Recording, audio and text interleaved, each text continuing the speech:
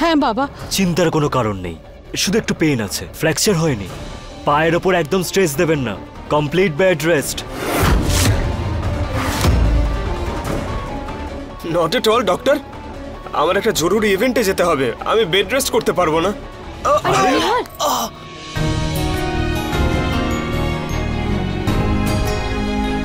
কি করছেন নিহার বাবু?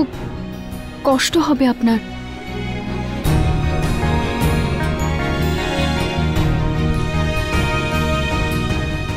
এই প্রথমবার আমি বাবার হেল্প করার সুযোগ পেয়েছিলাম, নিজেকে প্রুভ করার সুযোগ পেয়েছিলাম, কিন্তু সব গন্ডগোল হয়ে গেল।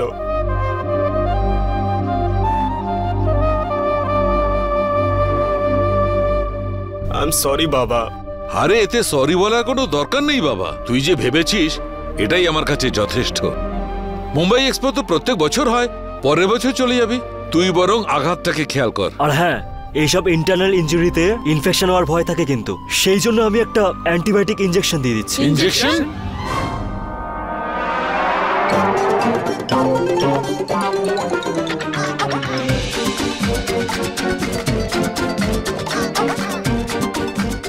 না না, আমি ইনজেকশন লাগাবো না।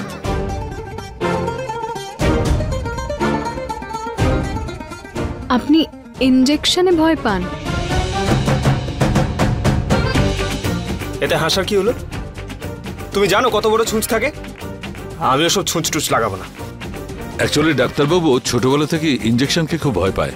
ও ইনজেকশনের নাম শুনলেই চিল্লিয়ে বাড়ি বাদ করে, ইনজেকশন দেখতে পেলেই চেঁচাতে শুরু করে। যদি ইনজেকশন না দিই তাহলে ইনফেকশন হয়ে যেতে পারে। আচ্ছা ডাক্তারবাবু, এই ইনজেকশনটার বদলে কোনো ট্যাবলেট বা মলম দেওয়া যাবে না? হ্যাঁ ডক্টর, আমি ট্যাবলেট খেয়ে নেব, কিন্তু ইনজেকশন নো চান্স। আপনি একটু বোঝার চেষ্টা করুন, ইনজেকশনটা খুব দরকার। কিন্তু আমার প্রাণের থেকে বেশি জরুরি নয়। মানে এখন তো শুধু মুচকে গেছে, ইনজেকশন লাগালে তো আমি মারাই যাব।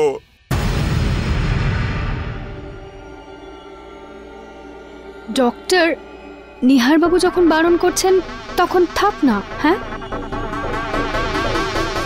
নিহার বাবু, আমি আপনাকে কমফোর্টেবল জামা কাপড় দিয়ে দিচ্ছি, আপনার ভালো লাগবে। হ্যাঁ আরে এক মিনিট। আরে কি করছো? আমি বলেছিলাম না আমার পার্সোনাল জিনিসে হাত দিও না। রিল্যাক্স নিহার বাবু, আমি শুধু জামা কাপড় বের করছি।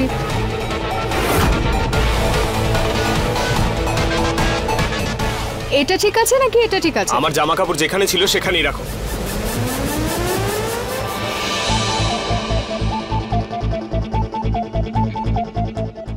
এটা দেখো, ছাড়ো ওগুলো, ভেতরে রাখো। রাখো না, দেখো দেখো, আমি কিন্তু ওয়ার্ন করছি তোমাকে। এক মিনিট।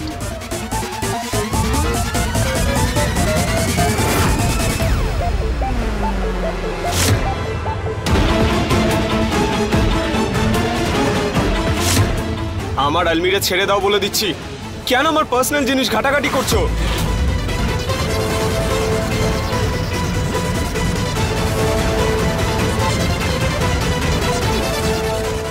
এটা এটা কেন ইরিটেট করছো তুমি আমাকে?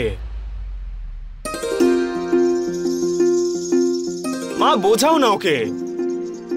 তুমি নিহারের কথা শুনছো না কেন? ও এমনিতেই এত কষ্ট পাচ্ছে, আরো বিরক্ত করছো। আমার পার্সোনাল জিনিসপত্র রয়েছে, হাত দিও না ওসবে, তোমাকে বলে যাচ্ছি। হাসছো কেন তুমি? কোনো জোক বলেছি আমি? ও হাসছে এই জন্য যে ডাক্তারবাবু তোকে ইনজেকশন দিয়েও দিয়েছে আর তুই বুঝতেও পারিসনি। ইনজেকশন? কি? রুচিতা এইসব তোকে অন্যমনস্ক করার জন্য করছিল, যাতে ডাক্তারবাবু তোকে ইনজেকশনটা দিতে পারে। সত্যি ইনজেকশন দিয়ে দিয়েছে? হ্যাঁ। আরে থ্যাংক ইউ বলো নিজের ওয়াইফকে, যার জন্য এসব হয়েছে।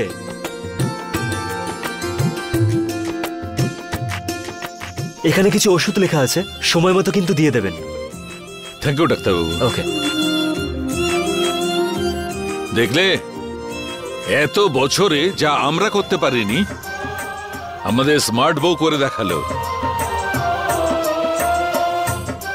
সেটা তো ঠিক, কিন্তু বাবা আমি এখনো পর্যন্ত এটা বুঝতে পারলাম না যে এই সিঁড়িতে তেল কি করে আসলো।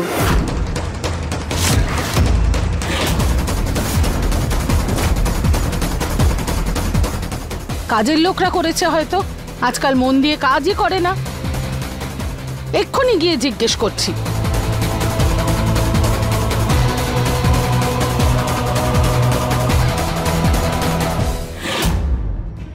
আমাদের প্ল্যান তো আমাদেরই বিপদ ডেকে আনলো। আমি নাতিকে খুশি দিতে চেয়েছিলাম, এখন ওকে কষ্ট দিয়ে বসলাম। রুচিতাকে আমরা নরেশের চোখে যত নিচে নামাতে চাইছি তত ওর চোখে উপরে উঠছে। মা, এক আধটা প্ল্যান ফেল হলে আমরা হতাশ হতে পারি না? এখন আমি কি করব বৌমা, কি করব কিচ্ছু বুঝতে পারছি না। আমার একটা আইডিয়া আছে।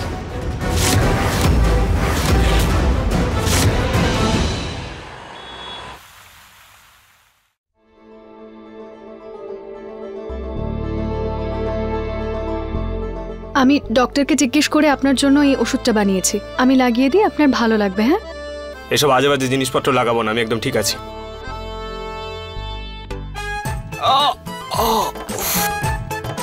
সেটা তো দেখতেই পাচ্ছি আপনি কতটা সুস্থ। দেখো তুমি, দেখুন আপনি। আমি লাগাবো না। লাগাতে হবে। লাগাবো না। হ্যাঁ। না। হ্যাঁ। না। না। হ্যাঁ।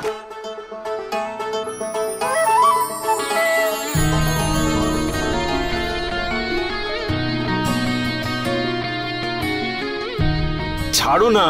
ব্যাস এক সেকেন্ড। কি করছোটা কি? আরে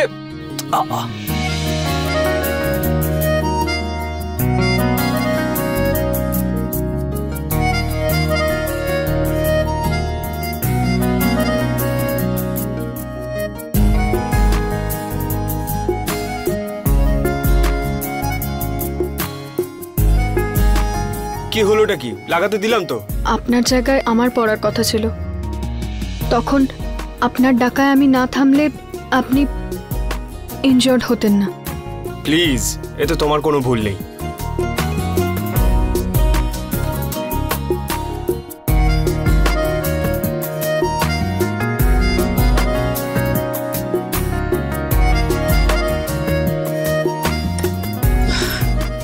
আপনি বিশ্রাম করুন, আস্তে আস্তে।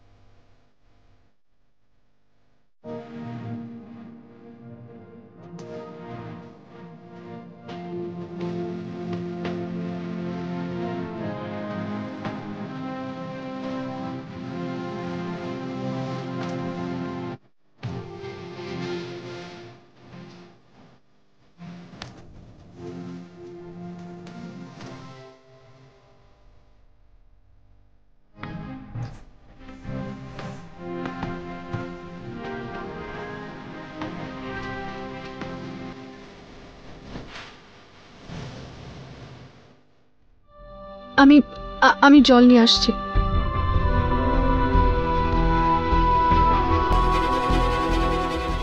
আমার এবার কি দরকার ছিল এই মেয়েটার হাত ধরার? তবে এই ওষুধটা লাগানোর পর থেকে কিন্তু ব্যথাটা কমে গেছে।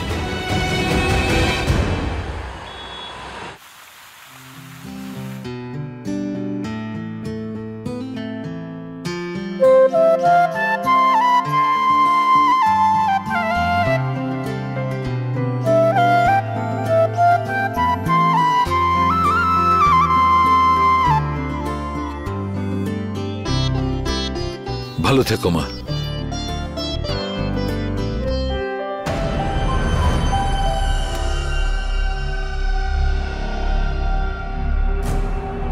না না মা, প্লিজ এরকমটা করো না, এটা খুব কঠিন কাজ, তোমার শরীর খারাপ হয়ে যাবে। আমার পরিবারের ভালোর জন্য আমি যদি অসুস্থও হই তাতেও আমি রাজি, কিন্তু এই বাড়িতে আর দুর্ঘটনা আমি ঘটতে দেব না, সহ্য করতে পারছি না। কি হলো মা? কি হলো পুনম? তোমরা কি কথা বলছো? এবার তুমি বোঝাও মাকে, আমার কথা তো শুনছেনই না। উনি মানত করেছেন যে বাড়ির উঠোনের মাটি দিয়ে ঠাকুরের মন্দির বানাবেন, যাতে নিহার আর আমাদের পরিবারে কুনজর না লাগে। এবার তুমিই বলো, এই বয়সে এত কড়া রোদের মধ্যে আগে মাটি খোঁড়া, তারপর সেই মাটি দিয়ে মন্দির বানানো, এত পরিশ্রমের কাজ, শরীর তো খারাপ হয়ে যাবে। কিন্তু মা তো শুনছেনই না। কি করছো মা? এই বয়সে এরকম মানত কেউ করে? এইসব করতে গিয়ে যদি তোমার কিছু হয়ে যায় তখন? হয়ে গেলে হোক, কিন্তু এটা পরিবারের ভালোর জন্য, তাই আমি করবই এটা, ব্যাস। মা, তোমার শরীর খারাপ হবে সেটা ভাবো। দিদা, আপনি খারাপ না মনে করলে আমি একটা কথা জিজ্ঞেস করি? বলো। এই মানতটা কি আপনাকেই পূরণ করতে হবে নাকি অন্য কেউ করতে পারে? মানত তো যে কেউ পূর্ণ করতে পারে, কিন্তু এত কঠিন মানত পূরণ কে করবে? আমি করব আপনার মানত পূর্ণ।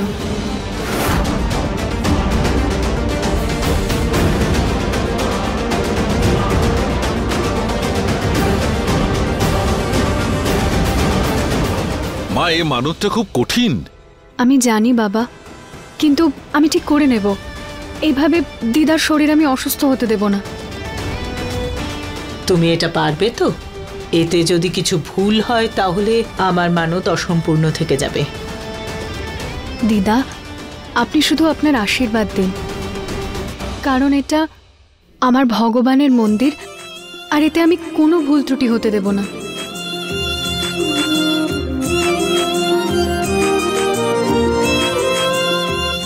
সুখে থাকো।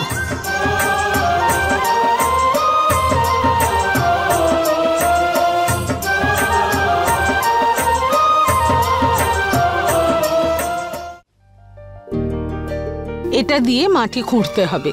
যখন মাটি খোঁড়া হয়ে যাবে তখন সেই মাটি নিয়ে ঠাকুরের সামনে দিতে হবে, তারপর সেই মাটি দিয়েই মন্দির বানাতে হবে।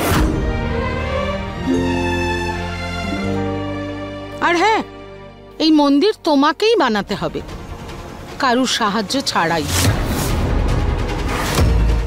আর যতক্ষণ না মন্দিরটা তৈরি হয়ে যায় তুমি কিছু খেতে পারবে না।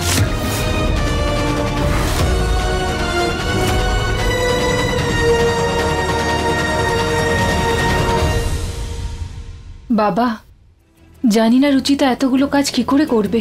মনে যখন সঠিক শ্রদ্ধা আসে মানুষ সবকিছু করতে পারে। আমার সম্পূর্ণ বিশ্বাস ও ঠিক করতে পারবে। চলো চলো, ততক্ষণে আমরা পুজোর আয়োজন করি। হ্যাঁ মা।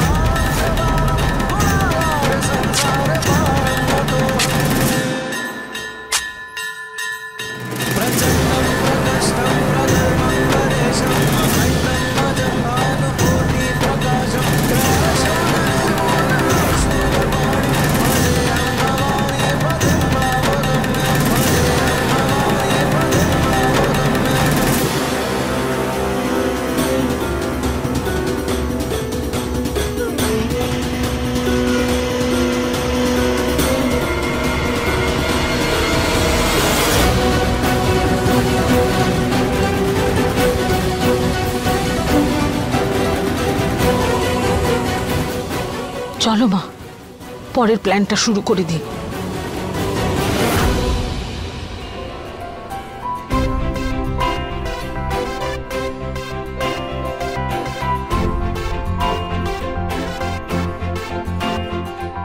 হে ভগবান, আমাকে শক্তি দিন যেন আমি দিদার মানতটা পূর্ণ করতে পারি।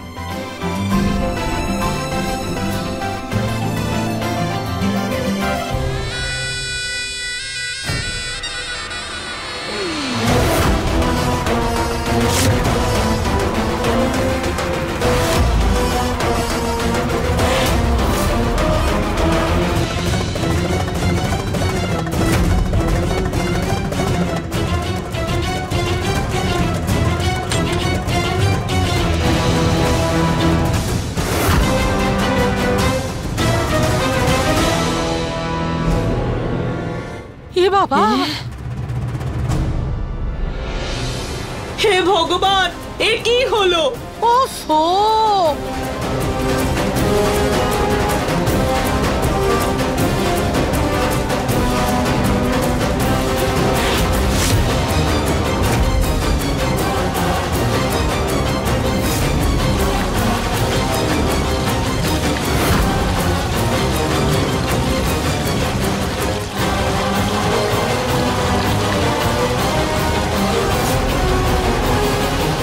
মনে হচ্ছে মালি জল ঢেলে দিয়েছে। এই মাটি তো ভিজে গেছে, এটা দিয়ে মন্দির কি করে হবে? ঠাকুরকে পুজো দেয়া মাটি, মন্দির তো এটা দিয়েই বানাতে হতো। মাটি খোঁড়ার আর সময়ও নেই, মনে হচ্ছে আমার মানত পূরণ হবে না।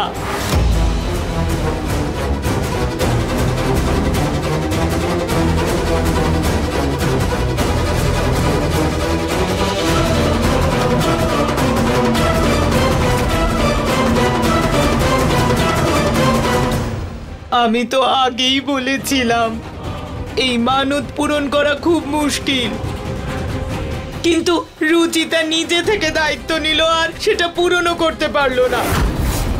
সংসার সামলানো, অসুস্থের সেবা করা খুব সহজ, কিন্তু এই কঠিন মানত পূরণ করা সহজ নয়। মা না নিহারের জন্য, আমাদের পরিবারের জন্য এই মানত করেছিলেন। রুচিতা এটা অসমাপ্ত রেখে দিল, অনেক বড় অমঙ্গল হলো গো।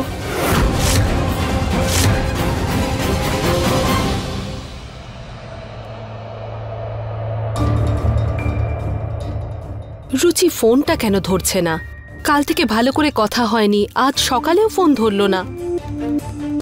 ওখানে সব ঠিক আছে তো?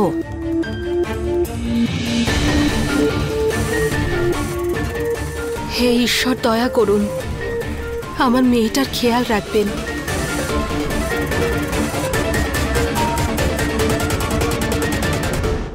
তোর সর্বগুণ সম্পন্ন বৌমা আমার মানত পূরণ করতে পারলো না। তুই নিজেই দেখ, ও এতটাও দায়িত্ববান নয় যতটা তুই ভাবিস।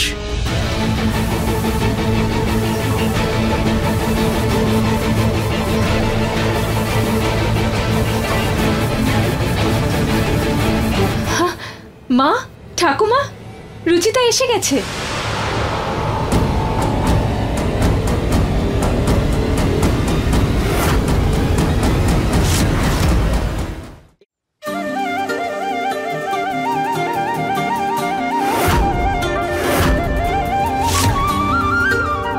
এটাতে কি আছে?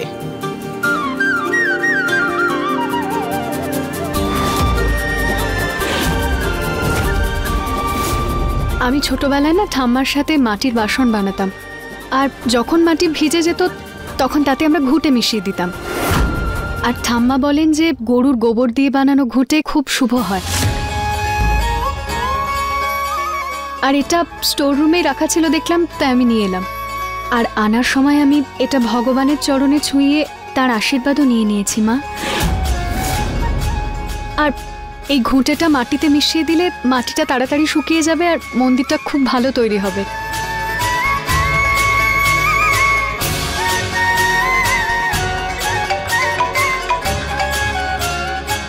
হ্যাঁ শ্রীধর বাবু, হ্যাঁ হ্যাঁ,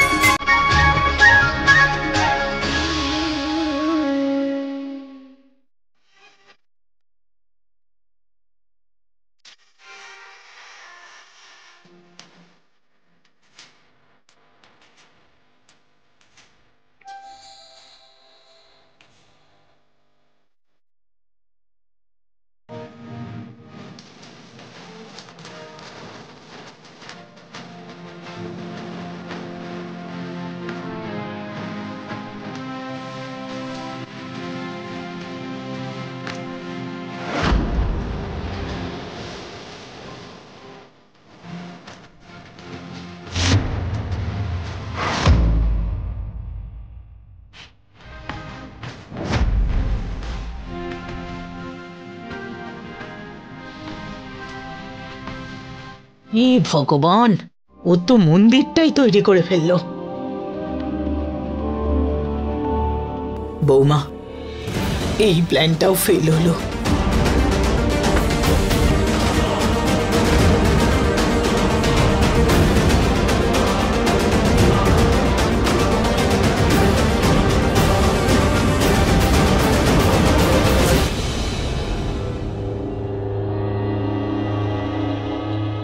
মা, বাবা,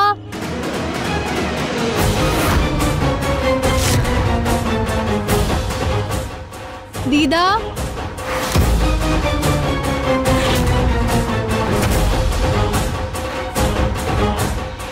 বাবা,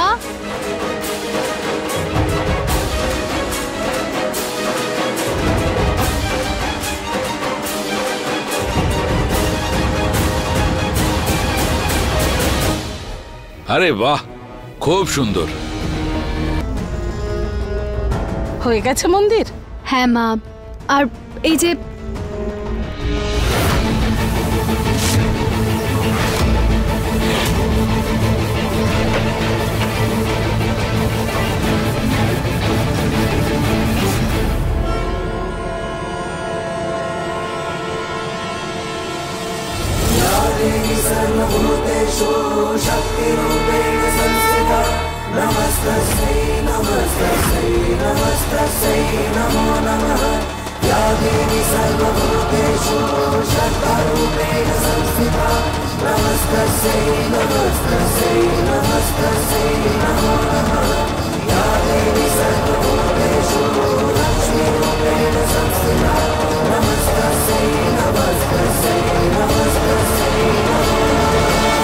ভালো হলো আপনি ঠিক সময় চলে এসেছেন, না হলে দিদার মানত অপূর্ণ থেকে যেত।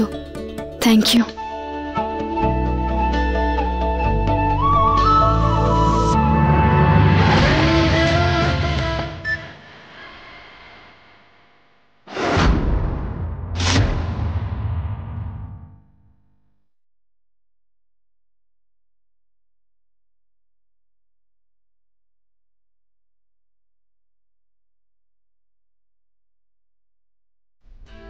কেমন লাগলো আপনাদের সবারই? মন্দিরটা ঠিকঠাক তৈরি হয়েছে তো?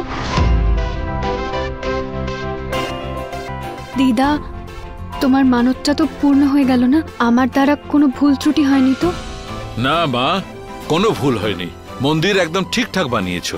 এইরকম মন্দির সেই বানাতে পারে যার মনে সত্যিকারের শ্রদ্ধা আছে, ঈশ্বর ভাব আছে, যার মন খুব সুন্দর।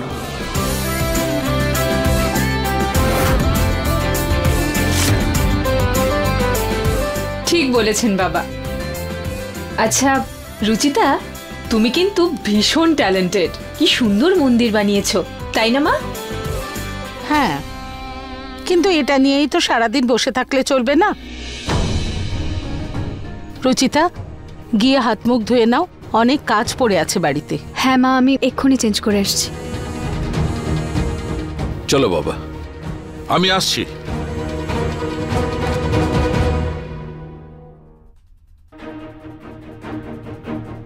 নিহার, কি করছিস এখানে? তোর শরীর ভালো নয়, যা ঘরে গিয়ে বিশ্রাম নে।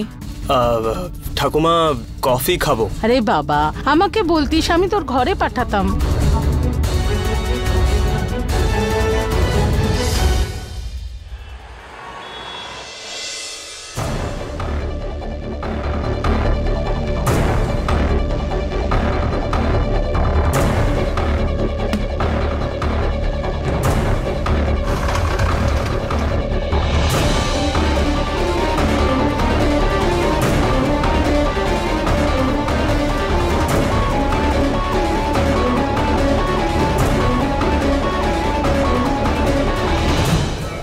আরে এই মগটারও এক্ষুনি পেছলানো ছিল। তো ইডিয়েট কেউ কি করে হতে পারে? সামনে ওয়াশ বেসিন রয়েছে আর ওর এখন মগ দিয়ে মুখ ধুতে হবে। আউচ!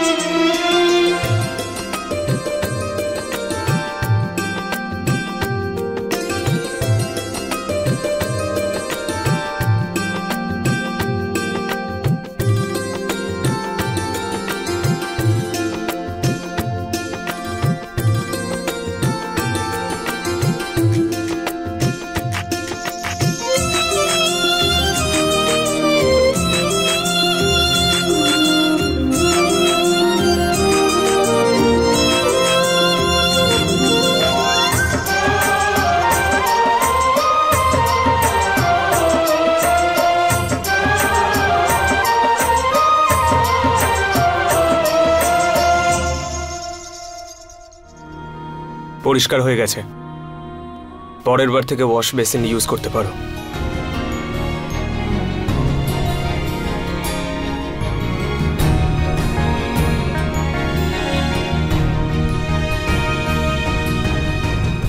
তুমি নরেশবাবুকে একটু ভালো করে বোঝাতে পারতে যে তুমি কাজ আর সম্পর্ককে আলাদাভাবে দেখতে চাও। বলেছিলাম উষা, কিন্তু উনি মানতেই চাইছেন না। উনি ভীষণ বিশ্বাস করেন আমাকে। বলছিলেন যে আমাকে ছাড়া ওনার বিজনেসই চলবে না। বললেন যে এখানেই থেকে কাজ করতে হবে। আমি অনেক বলেছি, কিন্তু উনি মানছেনই না। আর ওনার শরীরটাও তো খুব একটা ভালো নয়, তাই না?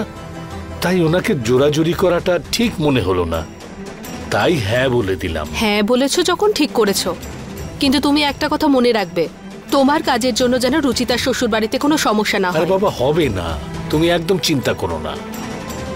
বাবা, তোমার অফিসের ফাইলটা পাওয়া যাচ্ছে না, পুরো কভার দেখে নিয়েছি। আরে ওটা তো বিয়ের আগে রুচিতা কোথাও রেখেছিল। ওকে একবার ফোন করে দেখে নাও ফাইলটা কোথায় রেখেছিল। ঠিক আছে, আমি জিজ্ঞেস করছি। সকালেও ফোন করেছি কিন্তু ও ফোনটাই ধরছে না, জানি না কোথায় আছে। সকাল থেকে কথাই হয়নি ওর সাথে। ও তুই দাঁড়িয়ে আছিস কেন? বস, খেয়ে নে।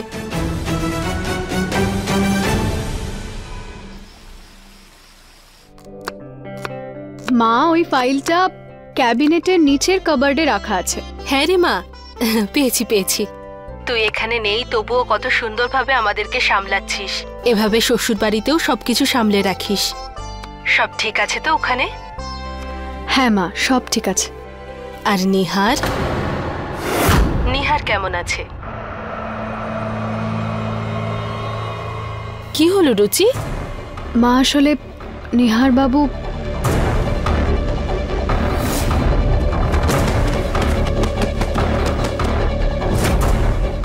কি?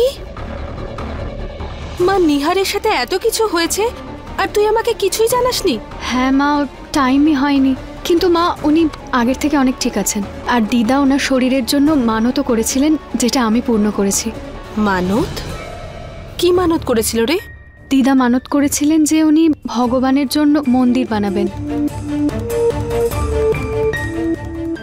বাড়ির উঠোনের মাটি দিয়ে ঠাকুরের মন্দির বানাতে হবে।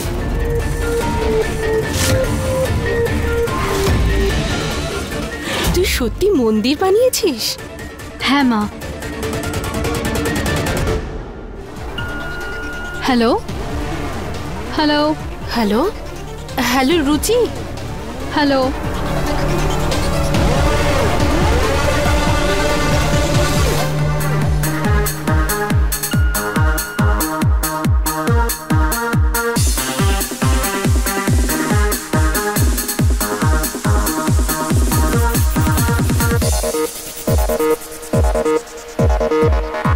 নেটওয়ার্ক আসছে না কেন? রান্নাঘরে না অনেক সময় নেটওয়ার্ক আসে না, শুধু আমার ফোনেই নেটওয়ার্ক আসে। তাই তুমি আমার ফোন থেকে কথা বলতে পারো। ওকে? না বৌদি, আমি পরে কথা বলে নেব। It's okay. আরে এমন কিছু বড় ব্যাপার নয়। তাছাড়া পিউ সারাদিন ফোন নিয়েই পড়ে থাকে, এই অজুহাতে নিজের হোমওয়ার্কটা তো করবে। দাঁড়াও,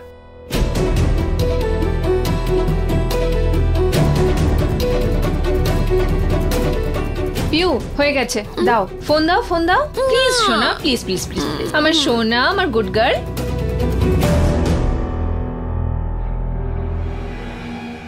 এই না, বেশ শান্তিতে কথা বলো। থ্যাংক ইউ সো মাচ বৌদি।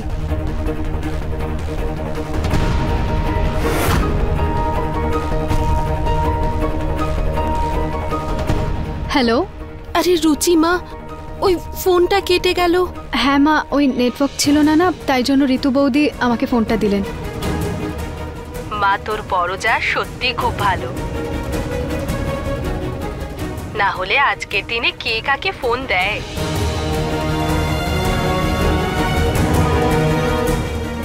আর সত্যি কথা বলবো, তোর শ্বশুর বাড়ির সবাই খুব ভালো। আমি তো ভগবানের কাছে অশেষ কৃতজ্ঞ যে তোর শ্বশুর বাড়িতে সবাই তোকে মেয়ে মনে করে। কিন্তু মা, এটা কেমন মানত যে সব কাজ তোকে একাই করতে হবে?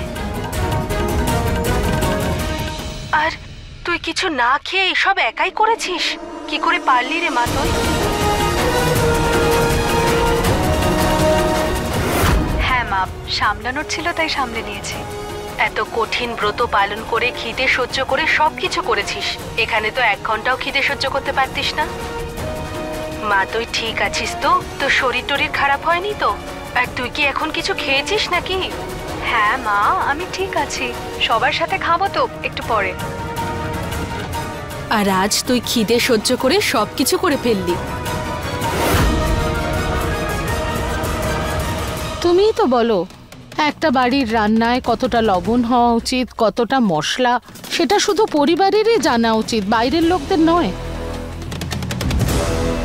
আর এখানে তোমার আদরের বৌমা লবণ মশলার মাত্রার সঙ্গে সঙ্গে পুরো রেসিপিই বলে দিচ্ছে। কি ভাববে ওর বাড়ির লোকেরা? এটাই যে আমরা ওকে ঠিক করে খেতে দিই না, উপোসী রাখি, এত কাজ করাই।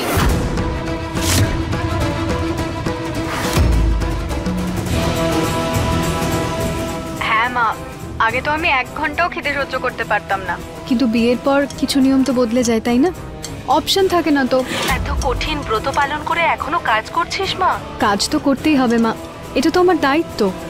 এই তো এটা শেষ করে বিশ্রাম নেব।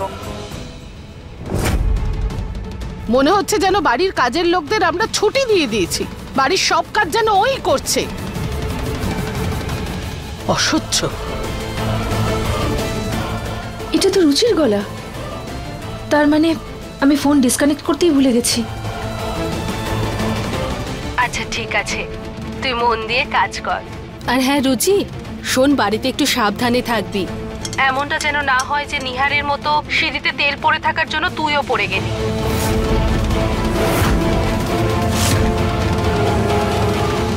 আমি এটাই বুঝতে পারলাম না যে সিঁড়িতে তেল এলো কোথা থেকে, আর তেলটা যে পড়েছে সেটা কেউ বুঝতে পারেনি।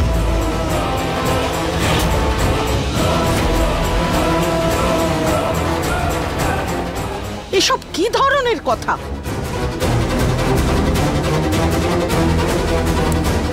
কপাল ভালো স্পিকারটা বন্ধ করে দিয়েছি, না হলে সিঁড়িতে তেল কি করে এলো সেটা নিয়ে আবার চর্চা হতো। আমি এখনই গিয়ে ওকে জিজ্ঞেস করছি। হ্যাঁ মা, ওটা হয়তো ভুল করে পড়ে গেছে কারোর হাত থেকে। রুচিতা, তোমার সাহস কি করে হলো বাপের বাড়িতে আমাদের নামে নালিশ করার?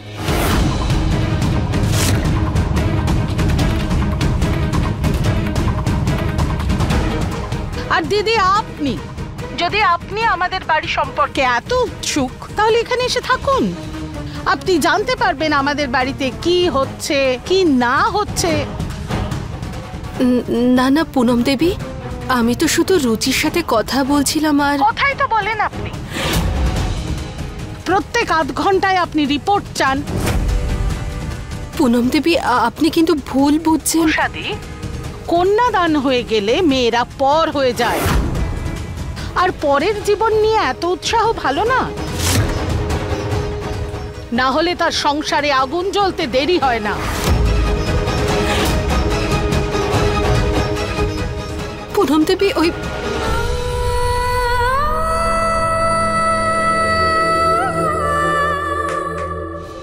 আর তুমি চলো আমার সঙ্গে।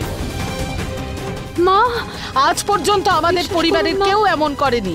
তোমার এত সাহস, তোমার এই সমস্ত জিনিস জানা উচিত।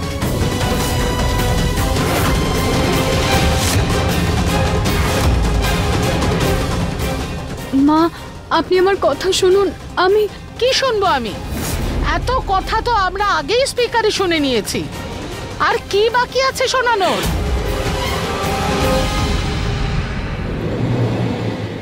না মা, আপনার কোনো ভুল হচ্ছে। আমি নর্মাল কথা বলছিলাম। আর আচ্ছা, নর্মাল কথা? তো আমাদের বাড়ির মানত তোমার কাছে নর্মাল হয়ে গেল। এই কথাটা তুমি এমনি বলে দিলে তোমার মাকে। কি ভাবছেন তোমাদের বাড়ির লোক যে আমরা তোমার উপর কত টর্চার করি? তোমায় খেতে পর্যন্ত দিই না। তোমার কথা ভাবেই না এ বাড়িতে কেউ। হ্যাঁ না মা, আপনার তুমি কিছু বলবে?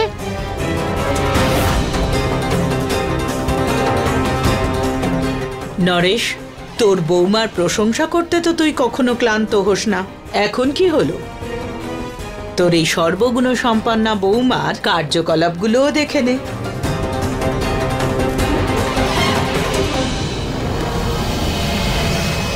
এ আওয়াজ কিসের আসছে?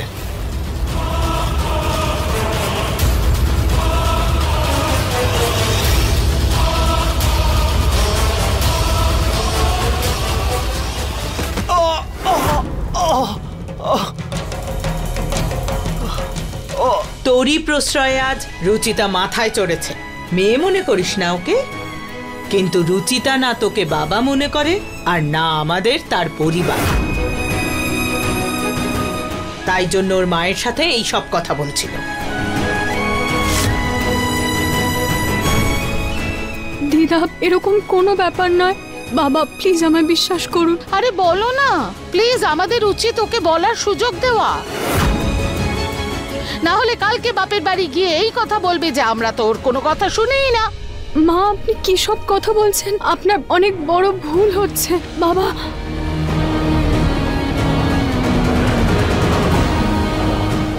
বাবা প্লিজ আমায় বিশ্বাস করুন। আমি উল্টোপাল্টা কিছু বলিনি, আমি কোনো ভুল কাজ করিনি বাবা। ভুল তো তুমি করেছো রুচিতা।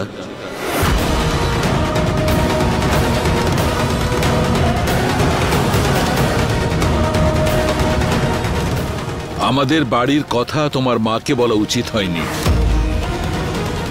যেমন আমরা কখনো জিজ্ঞেস করি না তোমার বাপের বাড়ি কি হচ্ছে, তেমনি তোমারও কোনো অধিকার নেই যে তুমি তোমার মাকে বলো তোমার শ্বশুর বাড়িতে কি হচ্ছে। এই বিষয়টা আমি খুব ঘৃণা করি, আর আজ তুমি সেটাই করে আমাকে খুব কষ্ট দিয়েছো।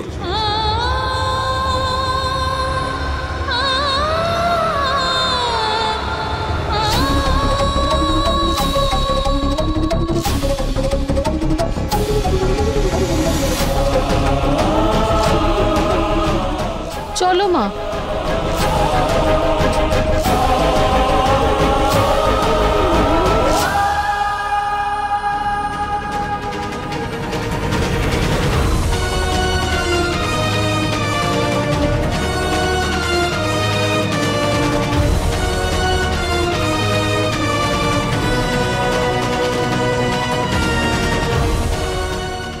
যেমন আমরা কখনো জিজ্ঞেস করি না তোমার বাপের বাড়ি কি হচ্ছে, তেমনি তোমারও কোনো অধিকার নেই যে তুমি তোমার মাকে বলো তোমার শ্বশুর বাড়িতে কি হচ্ছে।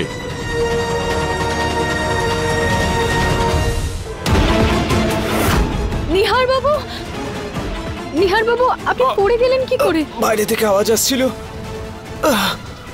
দেখার জন্য উঠছিলাম, তাই খুব জোরে স্লিপ করে পড়ে গেছি।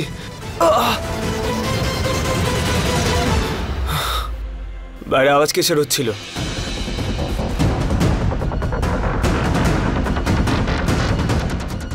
প্রিয়া লাফালাফি করছিল, তাই সবাই হাসাহাসি করছিল, সেটারই আওয়াজ আসছিল হয়তো।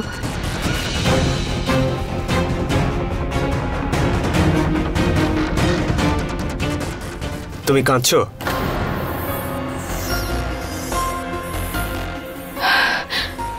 না না, সবাই এত হাসাহাসি করছিল না, হাসতে হাসতে চোখ দিয়ে জল বেরিয়ে এসছে।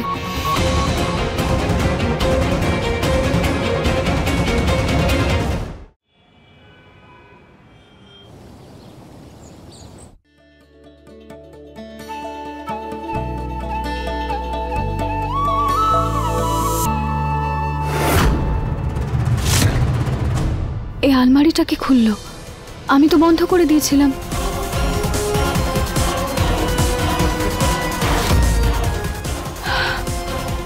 আমার জামা কাপড়গুলো কোথায় গেল? সকালে তো এখানেই রাখলাম, কোথায় গেল ওগুলো?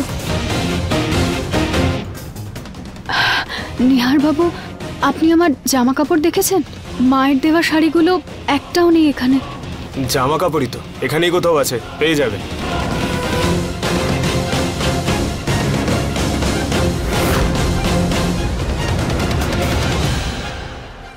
এই নাও, এটাও নিয়ে যাও, এটাও নাও, এটাও নাও।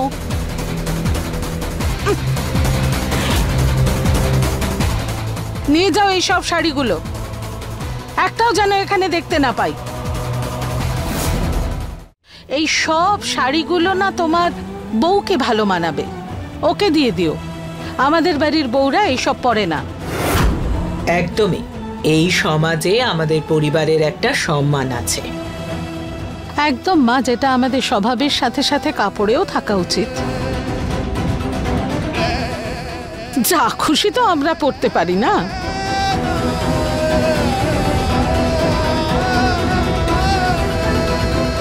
কিন্তু এই ব্যাপারটা তো যে কেউ বুঝতে পারে না মা। রুচিতার পরিবারের লোকেরা কি বুঝবে আমাদের স্ট্যাটাস সম্বন্ধে? ওনারা যা ঠিক বুঝেছেন নিজেদের মতো করে সেগুলোই পাঠিয়ে দিয়েছেন, কিন্তু আমাদের তো নিজেদের স্ট্যাটাসটা খেয়াল রাখতে হবে। হতে পারে ওনাদের কাছে এই শাড়িগুলো খুবই দামি, কিন্তু আমাদের বাড়ির বউ যদি এই সব কাপড় পরে বাড়ির বাইরে বেরোয় তাহলে তো লোক দুটো কথা বলবেই। সেই জন্য ভালো হবে কাপড়গুলো এখান থেকে দূর করে দিলে।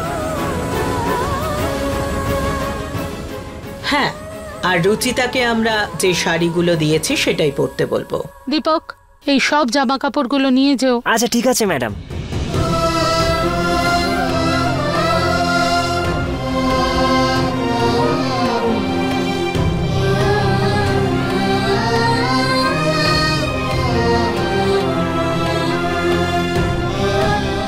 জামা কাপড় পেলে? অন্য কেউ পেল আমার কাপড়গুলো।